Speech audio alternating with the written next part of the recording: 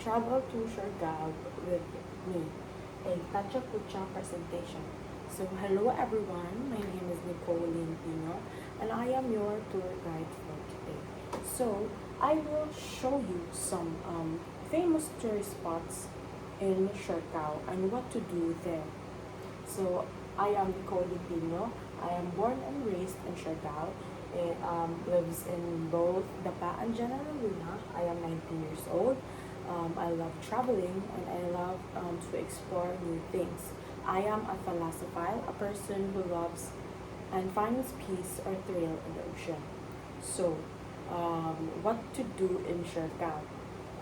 I will show you the top 5 famous tourist spots in Siargao, which is Cloud9, Magpupungko, Suba Lagoon, the Tri Island, and Masin River. So, exploring Siargao. Top tourist destinations in Siargao. As you can see here, Mauni ang Cloud9. That's just some picture para kita na mo kung unsay makita sa next slide. Kani? Ay, yeah. The Tri Island. It is located in General Luna, Surigao del Norte, which is Buyam, Daco, and Naked. Tri Island kay tulo sila ka isla. Naked Island kay walay mga plans maong naked. Dako kay dako siya nga island. While Guyam kay I don't know nganong Guyam siya. So, syempre after ka mag island hopping, maglangoy-langoy, kapuyan jud ka, budol fight. Syempre ato jud ka magbudol fight jud ta kay as you can see there are so many fruits, different kinds of seafoods. We have Cloud9. So as you know, Siargao is the surfing capital of the Philippines.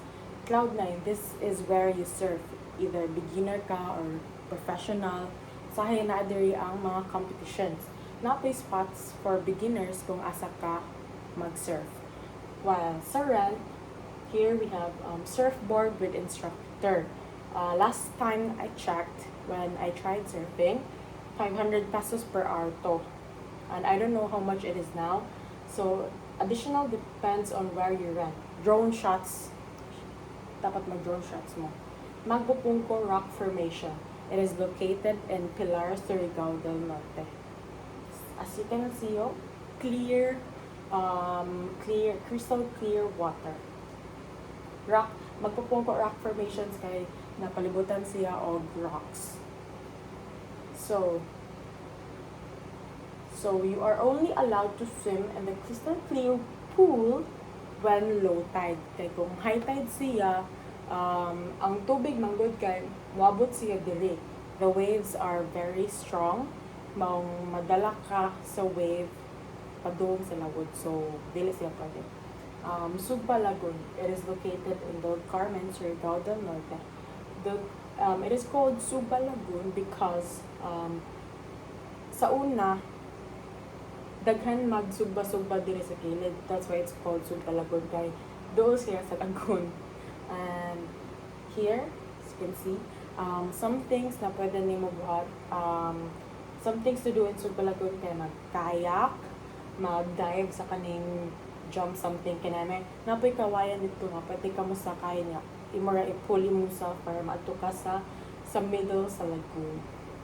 So, Maasin River is located in Pilar, Surigao del Norte. So, it is famous for its coconut, the Blue River itself, and kaning murag Tarzan, kanang layatanan ni Tarzan.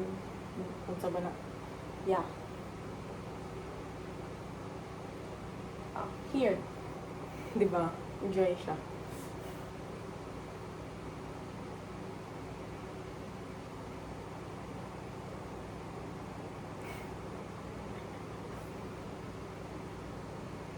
Yeah. Also, naapod outside sa Maasin River, like ang entrance niya na ay gabliga og mga seafoods there.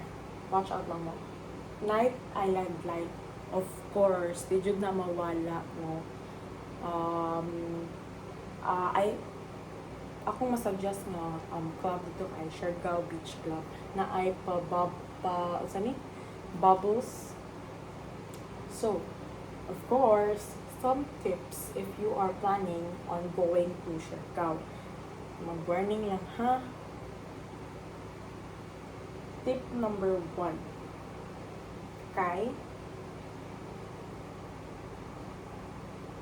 Tip number 1, rent a motorcycle. Ngano kay if mag-permi ka nag-tricycle or kanang tuk-tuk, mahal man gud siya nya ang mga locals very to kay mo take advantage if kabalo sila nga tourist ka. So instead na kani ang pretty kay ilang pataasan. Yeah, as I've said earlier, don't let the locals take advantage of you. Naka-experience ko once, I think, foreigners yan, nakasabay na mo. Ang pliti is only 20 pesos. Then, kay lagi foreigner man, ang ilang gipangayo is 100 pesos per person. Lastly, stop thinking about perks. Kung sa may purpose mo sa pag-ari, di ba? Dapat mag-enjoy, dili unsa diha. Kuwing na, naglangoy ka, unya. Yung ka, hala, wala pa din ako napasa akong kuan. Hala, hindi pa din na nakbuhaton. So, more to guys. Enjoy Siargao. Thank you.